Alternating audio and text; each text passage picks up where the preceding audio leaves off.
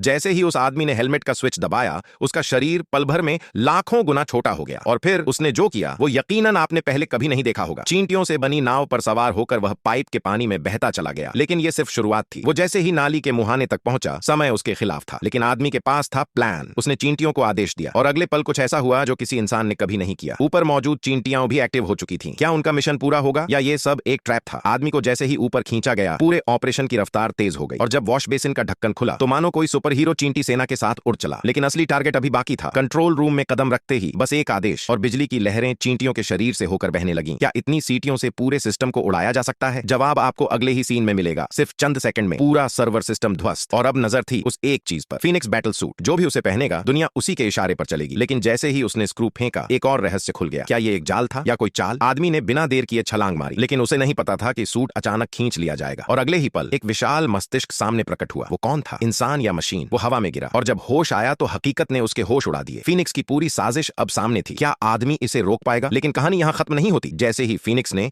राहत की सांस ली, आदमी ने पलटवार किया। उसने कांच तोड़ा, बाहर निकला और 3 दुश्मनों को एक एक करके खत्म कर दिया। लेकिन जब लगा कि सब काबू में है, एक झटका और एक बंदूक सीधा उसके सिर पर। क्या ये उसका अंत है या कहानी अब असली मोड़ लेने वाली है?